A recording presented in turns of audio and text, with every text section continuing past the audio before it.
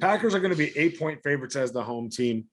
The man deemed Mannequin Man by Wally over here, not expected to travel to England with an MCL sprain, as well as Kadarius Toney. Big surprise. 2 wide receivers that they never use, even if they do play, aren't going to be available. So this offense really isn't looking different.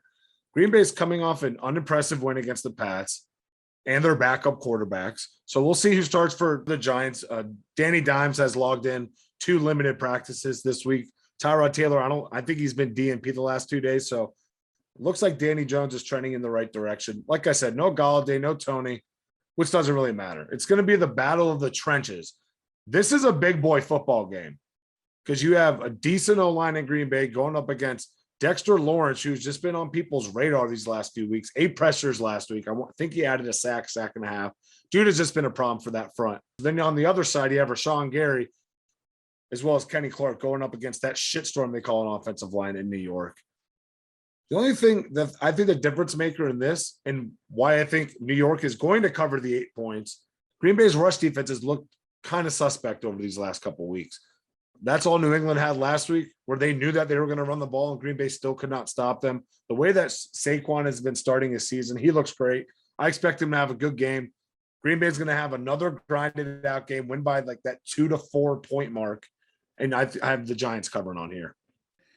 I'm not like you. I know you're not selling your stock, but a lot of people out there saw that game against New England last week against a 3rd string quarterback, and they just seem to forget who was coaching on the other sideline, where they decide that this Packers team isn't that good anymore.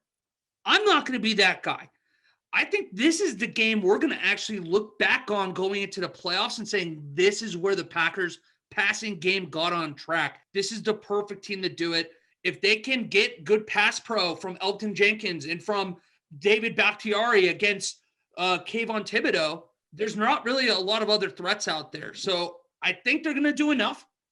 The offensive line finally starting to get a little healthy. I know the analytics aren't there yet, but I think it's going to get there. And this is how it happens. Packers -8, you take that. And I think the Packers win 31-17. So, David, you're going to be our rubber band here going one way or another. Where are you at? Are you going with the G-men? Or are you going with the Packers?